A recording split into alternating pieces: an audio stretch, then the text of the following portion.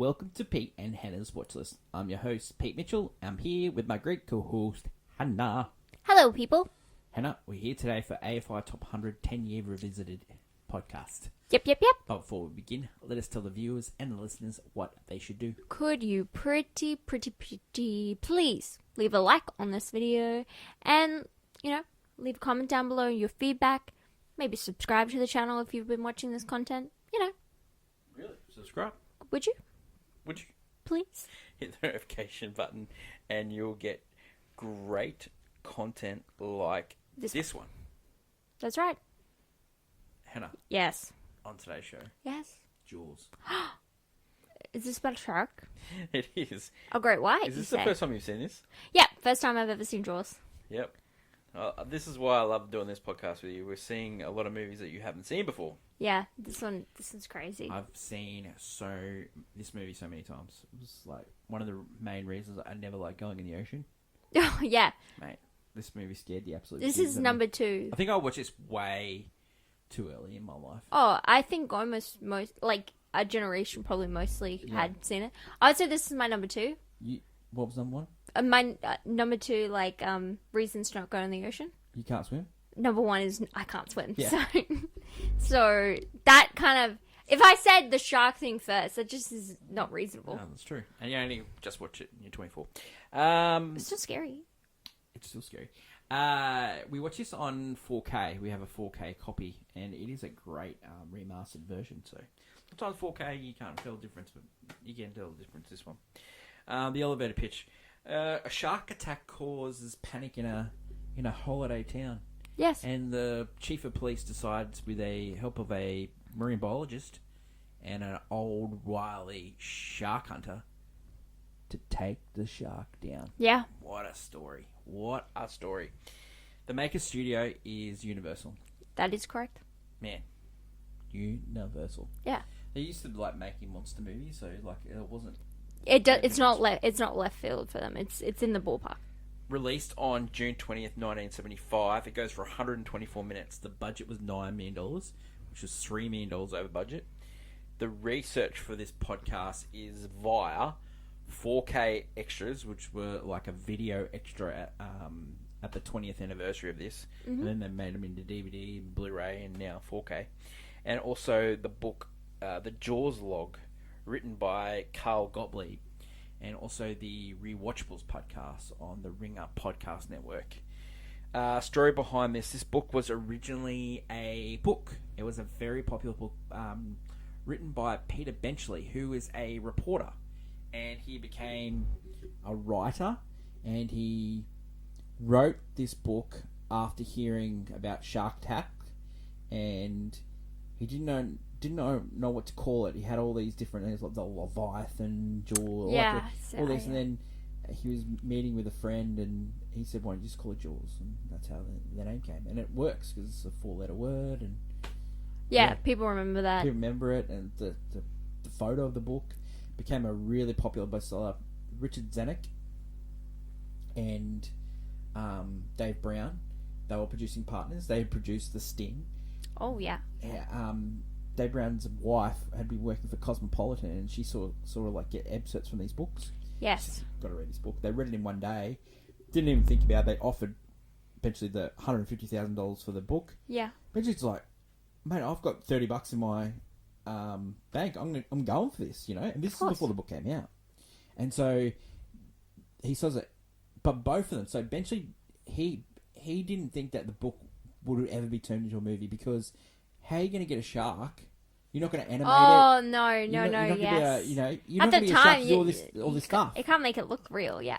So he thought 150,000 easy. So he got off.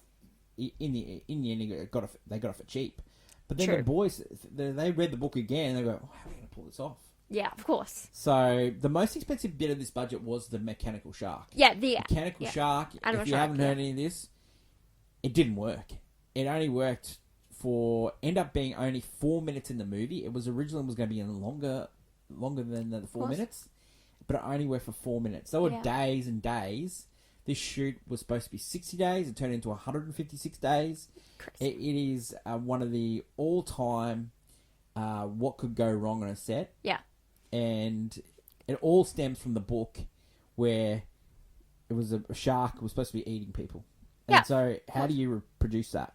So the producers had worked on a movie previously called The Sugarland Express, and it was the first motion picture directed by a young Steven Spielberg. Ah. It was his actually third movie. He had directed TV shows. Then he directed a TV movie called The Jewel, which is about a guy getting chased down by a trucker in Yes. a truck.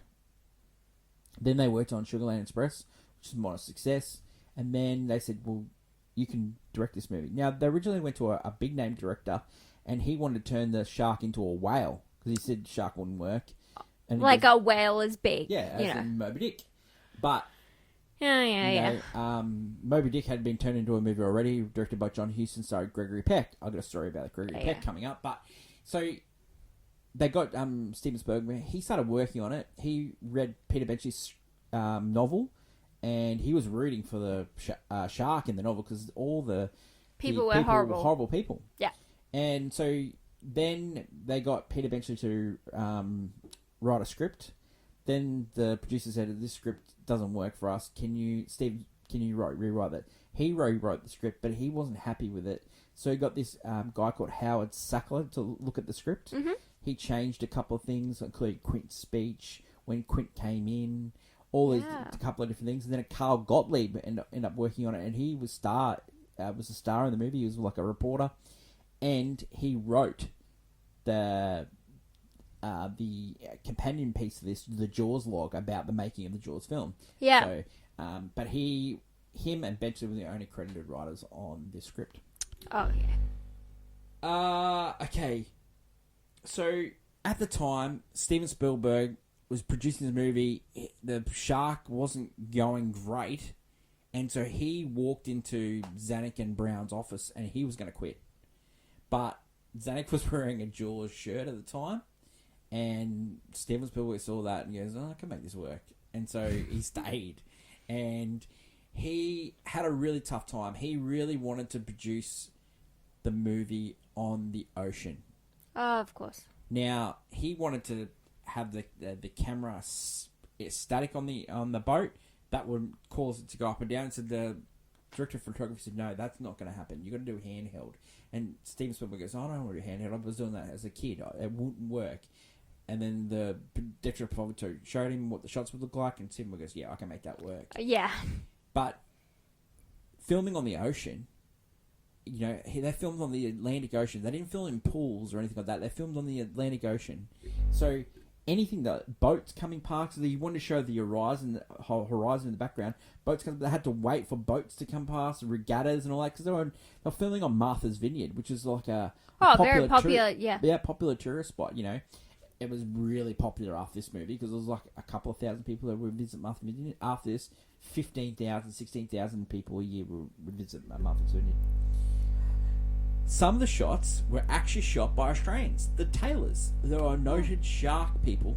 The scene with Richard Dreyfuss getting attacked by the shark cage, that was filmed in Australia in a shark cage off South Australia. Now, the shark, great whites at the time, they could find only 14-metre sharks. 14 feet, sorry. Yeah. 14 feet sharks. So what they did was they hired a little person who had worked in movies such as National Velvet. Yeah. They flew him over to Australia. He had never scuba dived before. He was so scared. Oh. Valerie Ron Taylor, they put him into the shark cage. The shark cage. He was like packing it. So sometimes he couldn't go in the cage, so they lowered the cage. And one time the great white got in there, and they filmed him attacking the cage to try and get out. And that was what they used in the movie. Spielberg rewrote the script so Hopper actually survived. Yes. Because they couldn't get the little person in that cage. Oh. Yeah. Yeah. So then they end up having to film some scenes in a pool with Hopper in the cage, with the mechanical shark. Yes. I remember. Yeah, in the movie. That wasn't actually Richard Dreyfuss's eyes. It was a stuntman's eyes because Richard Dreyfuss wasn't available at the time. Okay. So all these little things happened. So it was a notoriously bad shoot. If you ever get a chance to watch the DVD extras, or read the book Jaws log. I think, you know how they've been making movies into making of movies into movies? I think this will be made into a movie. It's like a notoriously hostile I could see set. like you do a mini series on Apple. Yeah. That feels like the vibe. I think definitely this would probably be remade once Steven Spielberg gives it the go ahead. I think it 100%. I think he'll give it a go. I think he would. I think he loves talking about this movie, and Richard Dreyfuss loves talking about this movie. I've noticed. Yeah, he loves talking about this movie. Okay, so Steven Spielberg directed Jewel, directed Sugarland Express. Didn't go on to direct any of the sequels. He directed this one. He had a nervous breakdown after the shoot. He was really struggled after the shoot because he thought he had ended his career. But then it all turned out after the first screening. After the first screening, Steven Spielberg wasn't happy with the completed movie, and he had decided that he wanted to add one more scene, one more jump scare, and so he tried to convince the executives, but the executives said, "This is the greatest test score that we ever have received for a movie. Yeah, don't touch it. You do not touch it." Well, he went and spent $3,000 of his own money in a pool in a casino and reshot the scene where they find the body of Ben Carpenter. Oh my god, the bit! That's the bit That's a I got. reshot. That's the bit I got scared in. So that turned out to be the biggest jump scare in the movie, and then people were highlighted and on high for the next jump scare. And the original jump scare was when Brody was chumming into the water, and then he sees it. Yeah, and of then course. he goes to Quint, "We're gonna need a bigger boat." No, no, you're gonna need a bigger boat. Everyone keeps saying it's where, but it's actually your. Okay, so the actors, Roy Scheider, who had been in French Connection, and we've seen on this already. Originally, Brody part was offered to Robert Duvall. Oh, okay. But Robert Duvall wanted to play Quint, but he was too young for Quint. Yeah. So Roy Scheider got the role. He wanted to be Roy Quint. Scheider was at a party, and he overheard Steven Spielberg talk to somebody about this movie, and he was like, "That was never going to happen." But he ended up making it work. That ain't never happened. Quint, who's played by Robert Shaw, who was in Sting, and he'd worked with Robert Zanuck and David Brown. They had won the Best Picture for the Sting, and they said, "Oh, this guy's great," you know. But he wasn't the first choice. The first choice actually was Lee Marvin, and also Sterling Hayden from the Godfather movies. Oh, okay. He was another choice, but they both turned it down, and then they went with Robert Shaw. But Robert Shaw had become a drunk by this stage, and he was a terrible person to be on set with. 100%. Okay. He actually tormented Richard Dreyfuss. Now, Richard Dreyfuss wasn't the first choice for this role as well. The first choice for this role was actually Jeff Bridges. Really? Yeah. He had watched, Steven Spielberg had watched The Last Picture Show, and of course he did. loved that movie, and he wanted either Hopper to be played by Jeff Bridges or the other one, Dobbins. Yeah. And they both turned the movie down like shark movie. It's not going to work. It's not going to work. So then Richard Dreyfuss got offered the movie, and he said it's not going to work either.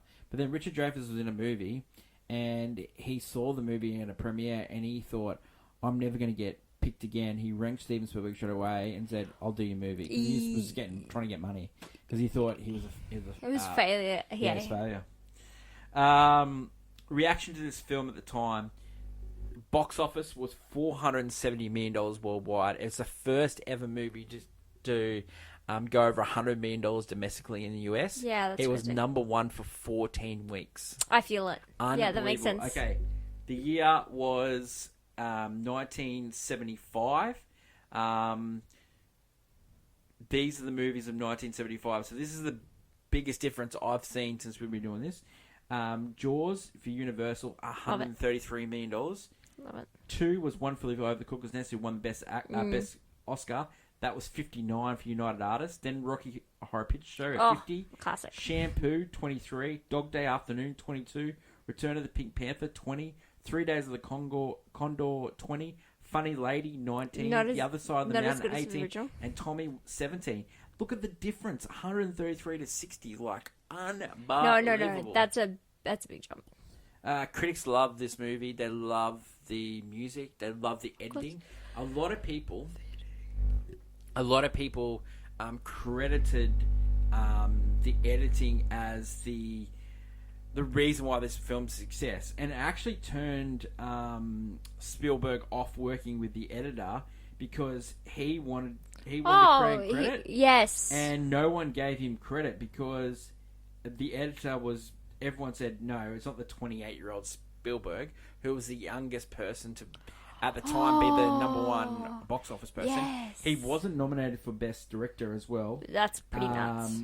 He had worked with the editor before, and then Verna Fields was her name. She won Best Editing Oscar, and he never wanted to work with her again because he wanted to get some credit. Well, for some credit. I mean, it's selfish, but also, he did direct the movie.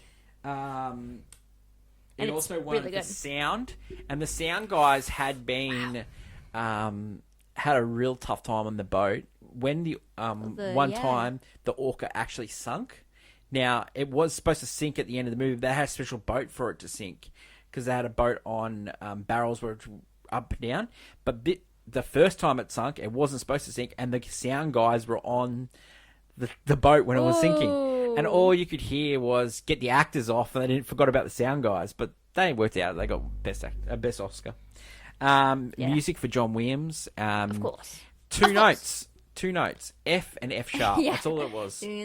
When Spielberg first heard the theme for Jaws, he thought it was a joke. I get that. It makes sense because it does. And because John Williams is a bit of a prankster. Yeah, I didn't know that about him, but he's a bit of a prankster. But then Spielberg had it for the fifth time, sixth time, and it grew on him, and he loved it. Because it does. I will say it also plays multiple times in the movie to grow on you as a theme. Let's have a look at the Oscars that year. The Best Picture nominees that year were Barry Lyndon for Stanley Kubrick, Dog Day Afternoon, Nashville, which we've already re-looked at on the list. The list, yep. And One Flew Over the Cuckoo's Nest. One Flew Over the Cuckoo's Nest won, and the producer of that movie, Michael Douglas. Oh, wow. And the reason why he produced that movie, because he got into a ski accident and he couldn't act, so he got into skiing. He got into producing. Okay, I love it. Directed that year. It wasn't nominated for writing, which is not surprising because a lot of it was ad-libbed. The actual famous line of the boat. "You're going to need a bigger boat," ad-libbed by Roy Schreiner. Oh, wow. Yeah. Good script was worked on daily by... okay. Some of the best work is. By Gottlieb. So let's look at the directing nominations, because Spielberg didn't get nominated. One Flew Over the Cuckoo's Nest, Milos Forman. Emma Cord, Federico Fellini, famous director. Barry Lyndon, Stanley Kubrick. Sidney Lumet for Dog Day Afternoon, and Robert Altman for Nashville. I think you could probably put Steven Spielberg in the Nashville spot. No, we weren't a big fan of Nashville. Oh, or just... Yeah. Sure. Barry Lyndon. Yeah. No, Barry Lyndon's a good movie. No. Your boy, Ridley Scott. I know he likes it. He stole that movie. He stole that movie. Reaction to the film recently. Rotten Tomatoes 97, Letterboxd 4.0, IMDb 8.1.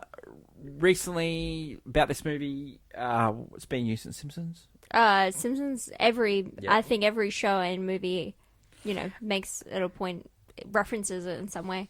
It also had some sequels. It had Jaws 2, which is a bit successful. Like Roy Scheider was in it, 1978. The sequel it was mainly about his wife was working for the city, and there was a conflict between those two. Oh, yeah. Love.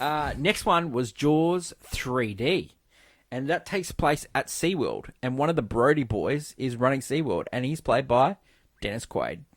Wow, I did not know that. That's crazy. And then the fourth one was called Jaws Revenge. Now, Chief Brody is dead. Mrs. Brody thinks that the shark is targeting her family, and Michael Caine is in that movie. The shark has got revenge. Yeah, it's called Jaws Revenge. Some great notes about this movie. The trailer for this movie, in the 2-hour documentary that was the making of the Jaws movie, they talked about the trailer and how they wanted a different voice, but this guy came in and did it really slow and it's actually haunting the trailer for this. If you haven't seen it, it's on YouTube, and That's what it you want. really made this movie. They pumped this movie out, and that originally was going to be on 900 screens, and then they made it to 450 because what they want was the movie to be sold out. And so they turned up, and the movie was constantly sold out, and that's why it was 14 weeks, number one. That's how you do it. Shark was only used 4 minutes into the movie. Yep. So in this movie, we'll go through scene breakdown, but it actually turns out for the better. 4 minutes. Yeah. Every Thursday on Movie News, Yes. we do a segment called Clickbait, which we give the hottest of hot takes. This week we talked about one-hit wonder directors. Well, you can't say that about Steven Spielberg. No.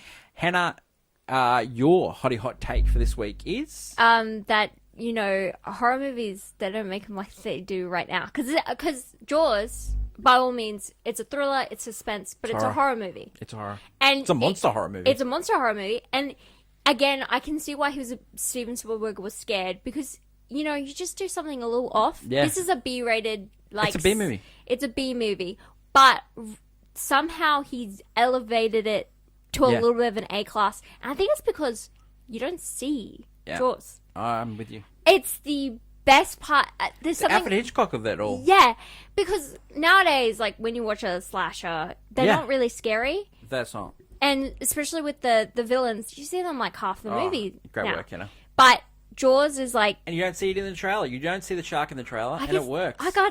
you get scared. Yeah, you don't know when if you it's first coming see out. when you first see The first shark, attack, but then But when you first see the shark, you don't see it until Roy Scheider says, you're gonna need a bit of boat. Like, And that's how good. That's not how only that, like the attacks as well. Like there's like that bit where everyone goes back in the water, and you just don't know where it's gonna attack first or stuff. Like you don't know, you can't tell what it's thinking because you can't see it. Yeah, you can't tell, and it works for the movie. Yeah, and I'm great horror movie. It's My hot take is this is Spielberg's best work. It's his second movie, and he doesn't get any better than this. This is it. So you say he just went down. I cannot believe that this... No, I think he maintains a level, but I cannot believe this movie is so low on the list. I cannot believe... compared to I can't believe there's Schindler's List and E.T. are above this. He's on this list for Raiders of the Lost Ark and Saving Private Ryan so far.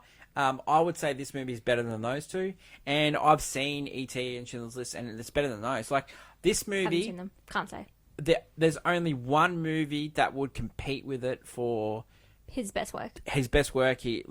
Audience making, all the things that you think about how makes a great movie, and that's Jurassic Park for me. And Jurassic Park is just another example of this movie. Now, this movie... But Jurassic Park is, you see more of the monster. Yeah, but you don't see the Tyrannosaurus No. ages. No. But you see other ones. No, but... It's a build-up to the Tyrannosaurus Rex. Because 100%. everyone knows a T-Rex. So we're waiting for that moment. And the shocking moment when the actual Velociraptor opens the... I'm sorry. Yeah, the kitchen Velociraptor scene is iconic. Another thing about this movie that makes it so iconic and makes it Steven Spielberg's best is that people copy this movie. It became, other shark movies and Piranha. Piranha, that's what I was thinking It of. also had... anything with the Ridley water. Scott's movie, when he went to pitch the idea for Aliens, he said it was Jaws in space. And that's what he pitched it as. Yeah. If you watch Aliens, it is Jaws in space. Yeah. There is everything is the like... mayor guy's played by one of the Yeah, you have like guy. greed needs to play a part where you're like they're pushing something that we don't need. I like Steven Spielberg, but I really think this is the best work he's ever done. His magnum opus. This goes perfectly into scene breakdown, which we do, and we go into our review. And it starts off with the score. We get the score straight away. We'll not say score for copyright purposes. Yeah, but it's just... But if you know, you know. It's and then one of the best in all. Title card, beach party, at night, you're going into the water naked. You just know that something's going to happen. Yeah. But you still are... You don't know the vibe. You still are shocked when she gets pulled under. And you don't see the shark at all, like come and eat her. Yeah. You just see her get pull down. Pull down. Pull And her down. screaming. Then blood starts to surface in the water. Like, how many times do people have to learn? Never go swimming at night. Yeah. What are you doing? But they were drunk. Just like you don't eat then go swimming. You know, like you get the cramps. You know. The underwater shot into the music, with the light on top On her. and into the first undead. Oh, yeah. Unbelievable. Yeah. Just brilliant. Just absolute cooking here. We get the chief at home. We get the the idyllic. He's a hardened New York cop. Is he the cop from French Connection? Has he left French Connection because he And can't left- stand went Gene to the Hackman's island? racism? Popeye being racist, and he goes with his wife and he lives in. Is that an alternate universe? I love it. No. And his wife is like saying, "No, you sound like a New York cop." And it's perfect that he is a New York cop because New York doesn't have any water like this. Yeah, and and he's afraid of the water. He's afraid of the water. That's the thing. And so he's already being like, he's jumpy. He's a bit jumpy. So they finally find the body, and the chief goes down there and he decides, okay, we've got to close the beach, and because he gets advice from the coroner that it is actually a shark attack, and so better keep Close people out it. of the water. But then the mayor and the townspeople go, we've got to make money on July 4th here, and Yeah, and summer then is they our go to biggest the- take. They go to the coroner. Do you sure it's not a boat propeller attack? And then they convince the chief that it was a boat. Yeah, but the chief also, the thing with the chief is that because he's a New York cop, he's not one of the people, so they don't Yeah. trust him. Yeah, Which 100%. works for the Yeah, it's like he great. wants to get He's the people outsider. Yeah, Yeah. So they don't you don't know, buddy. Yeah. Like sharks don't happen here. Yeah. They're very adamant. Sharks don't happen. All right. 100%. Then we get Brody at the beach, and we get the iconic shot of like people just walking past, and the chief is sort of looking, and then you get like a guy with a cap, and he thinks it's a shark, and then you get the lady I like, love. and it's just He's so amazing. he's anxious the Yeah. entire time, Yeah. and you understand because you saw it happen, so And then you're with him. That iconic Spielberg shot where he's just so quick The- in this movie. Where The he just zooming zoom in, really oh, quickly, it works. where everything else is like flying by really quickly. It works. It's just amazing. I'm like, how is this movie like a PG? Like. Yeah, Like- because they Like it's they M in skirt Australia, but they like- skirt around, Yeah, yeah. but Like the violence. Well, in that scene, we lose a dog and we lose a kid. The dog doesn't happen though. Oh, the dog's dead. Yeah, but the dog Oh, the we don't dog's get dead. to see the dog, which I think He draws the line at is the funny. dog. He draws I said that I was like he draws a line at the dog, but we can watch a young child In the get- background of that, Exactly. Olivia Newton-John, Honestly Love You, is playing in the background of that. Yeah. You hear that? Nice. Yeah. Then we get the town meeting, and this is when we first get Quint. Now, Quint was supposed to be introduced another way. He was supposed to be introduced by watching Moby Dick on the big screen, and he was going to laugh every time that the whale was getting harpooned by Gregory Peck. Okay. But Gregory Peck owns the rights for Moby Dick. Did not know, but that's great. And they asked Gregory Peck if he would like to give the rights Yeah, to this movie, and he said no because I'm ashamed of this work, and if you're going to poke fun of it and you're going to laugh at me, I'm not going to have it. So he hated that work that he did in Moby Dick. Poor Peck. So Quint's in there, and so the introduction of Quint is the nails on the chalkboard, which is the iconic. best. It's just been used so many times. Yeah. And then you get that. I will. I'll find him for 3,000. I'll And kill him. for 10. I'll kill him for 10, and I'll be by myself. My favorite is that the chalkboard also has a drawing of a shark eating a child. Yeah. On it. Oh man, this is and then you get like all the townspeople like Don't really. They're like, they're all trying to get the $3,000 that the mums put up for the thing. yeah. They're like, oh, Yeah. we're just gonna go out on some boats and fish them out. And then you get Richard Dreyfuss' character, Hopper, comes to town. Yep. He says, can I have a look at the He's an dead body? Oceanic He looks at the Institute. dead body and goes, oh, possible boat propeller. He goes, this is not possible. There's a jawline here. And like, He's so serious. yeah, it's so serious. Yeah. I love. He goes from being like charming, Yeah. like goofy, and then as soon as sharks involved, okay, guys, you like. So Brody's there, and he's getting doing research and stuff like that, and he sees his son playing in the boat, and he's like yelling at the son, and the wife is all like okay with it, And then the wife sees the picture of the shark, and he just get in the boat. like just good little family stuff. And then the next day, they find a tiger shark, and they think it's a shark. And Brody even thinks, this is a shark. I mean, since there's not many sharks, it could be the one. But then the mayor goes, "Don't cut that in front of everyone because we don't want." So because they have slow check. You can tell if the child's in there. Yeah, 100%. Creepy. So they go before they go to the next scene.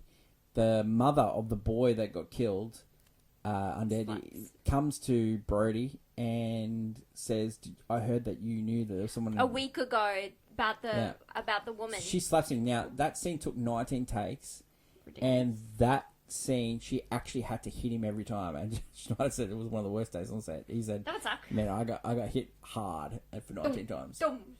So they go back to home, and that Hopper is gonna leave, and so he has dinner with Roshotter and his wife. Yeah. And so before that scene, you get the child mocking, the mimicking. Yeah. That's a really cute scene. Shida wrote that. The kiss, give me a kiss. I need it. Yeah, that was, and then Spielberg just caught that on film because they were playing around with each other. It was really good. Hopper was actually supposed to sleep with the wife. Okay, no thank you. That was in the original script. No thank you. Also, in the original script, the reason why the town couldn't close because the mafia are in the town. Okay, Yeah. that's Yeah, okay. that's a bit of a subplot there. They had It to makes change more that. sense that it's just the town doesn't want to they live off holiday money, so it makes sense. Tourism. So they go back and they open up the shark, and they find that there's nothing inside the shark but like some number plates and And the shark travelled from a different stream. Yeah, it makes no sense. So. But the mayor doesn't want to close the beach again. So they're in the ocean on July 4th, and then he's walking up and down. Some kids pretend to be a shark, and then they've got all these people. He told his son to go play in the pond, and Which then is someone just by the water in Martha's Vineyard, which is it's not Martha's Vineyard, it's Amity, which is a made up town, and the shark is actually in the pond. Yeah. And oh my god, that scene is just harrowing. Like the shark knew. I got this. So he goes to the mayor and says, "Give me the $10,000. Yeah, because what happens is that the kid gets into Roy Shauna's kid gets into shock from the event, and then even the mayor is like, "My kids were on that beach. That could have been mine, and because he does attack one of the older guys in the water. So it was like that's that's what I need. Draw the line here. Well, let's get it done. So they go to Quint, and Quint says, "I got to do it by myself," and Brody goes, "I got to come with you." And I'm bringing Hopper. And then Robert Shaw as Quint just giving it to Richard Dreyfuss's Hopper with about his hands. Oh yeah, he's not fit for this. Tie this knot. City That really happened. You could just tell Robert Shaw was doing that. Their relationship, yeah. So they get on the boat, and we're hour 20 in the movie. So there's two different movies here for Jaws. The first movie is before the boat, and the second movie is on the boat. Yeah, no. And you get the great shot between the Jaws teeth. Yeah, giant, Yeah, the skeleton, and then you go over to the orca. Now, it was called the orca because the orca is the only known predator of the great white shark, the killer whales. Oh, yeah, that makes sense. Okay, yeah. That's cute. So we're hour 20. We get, the chumming of the water. We get the barrels, shooting of the barrels. Hopeful music, It looks like it's working out for the boys. These barrels also, when they attach to the shark, help lift it back up to the top. We're getting Brody's character just has no idea what to do on thing, and Hopper's helping him out, and hey, don't touch that air. That compressed air could blow us all up and all that. Cool. Go for later. Then you get the comparing of war wounds, and you get the war stories. When they're singing the song, that was a song that actually sung as a crew because they were just sick of waiting for the shark to be ready. Okay. And so you get the story. Now, that story about the independence, that was just supposed to be a little bit of a snippet originally by Howard Stackler that was wrote. there was just a little bit of a snippet, and Steven Spielberg went to another writer and said, "Can you flush this out?" And it ended up being a few pages. And Robert Short said, "I can't read that. I just can't read that." Well, because he was drunk. Yeah. So he said, "Can I have a crack at it?" Because he wrote Man for All Seasons, Yeah, he's got he was something. a screenwriter, yeah. So he rewrote it. And this is from Steven Spielberg. So there was a lot of people claim credit for this little speech. But it's one of the best speeches of the whole movie. Where he goes talks about into why this tattoo guy removed and why, it's what it was. Why, because we were in the and his water fear, for 12 hours. like his and hunting of sharks. Sharks were hunting, the things that. So then we get they're drunk, and then the shark starts ramming the boat. Yeah, he's angry. Mate, he is. The shark is angry. And Roy Scheider's Brody's can't even spit. He's that nervous. He's just well, because Quint is just so calm. He's just so calm. Yeah. He's just so calm. He's just taking it day by day. He's like, I love this first bit. Jaws tricks them. Yeah. Just brilliant, It's the constant tricking of the shark is smarter than the average bear. Yeah. It really is. He just plays with the barrels and stuff like that. It's unbelievable. Then Brody is going to radio for help, and Quint destroys the radio. And Brody says, "You're a madman. You're going to get us all killed." Yeah, because he's made it very. Quint has made it very clear that he's not going to. Yeah. If he's going to go, he's going to go. So they try the barrel trick again, and it actually ties up Brody, and then Hopper nearly gets injured trying to save Brody. And because they tie it to the boat. Yeah. And then, so Hopper goes to Quint, "Your ways are not working. We're going to have to do it my way," and we get the cage out, and it's like a shark cage. It's they've got a plan going. They build the shark cage, and then we're gonna sedate the shark with all this tranquilizer stuff. Dumb idea, absolutely. It's dumb idea because you gotta make sure you hold this damn thing. Yeah. So Hopper, we talked about it before. The scenes shot in Australia with the cage, Valerie and Ron Taylor, and Hopper was originally supposed to die, and he doesn't die. He vanishes, escapes, and yeah, hides, yeah. But he does drop the sedation thing, crazy. Yeah. He does knife the shark a bit, crazy. That's also crazy. Still, the shark doesn't go down. But before we forgot the most iconic scene. You mean when we first see Jaws for the first time? He's chumming the water, and he says, "What does he say?" He's saying something nonchalant because he's not believing that this is working or something. He's like. He says, "Why don't you come and shovel this?" Yeah, because they're giving flack because Quint's giving them orders. Yeah, and then the shark comes up, and it's just horrifying. You see the shark. It's he can't say anything. Yeah. He's in such shock. And so, throughout the movie, every time the shark appears, the music plays, right? Yeah. And so they're setting you up.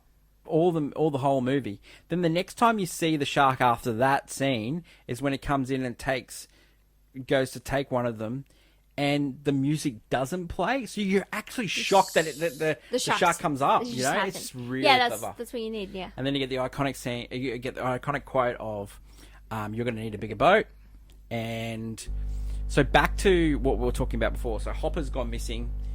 Quint goes, "Get me the rifle gun," and so he starts shooting it. The shark comes up on the orca because he's battered this orca so far. Yeah, it's already started sinking.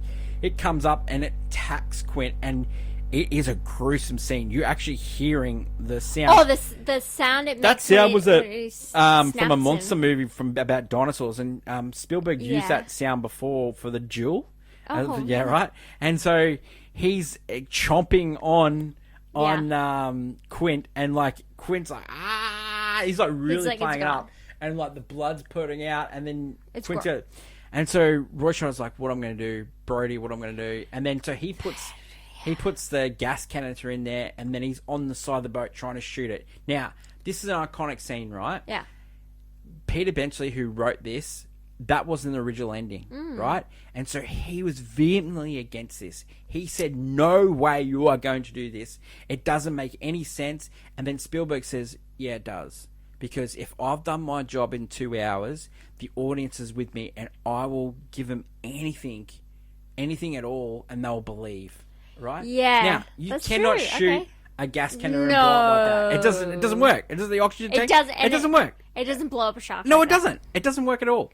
But it worked because Spielberg had done his job. He set it Rush up. shot up, shoots it, blows it up. That's the end.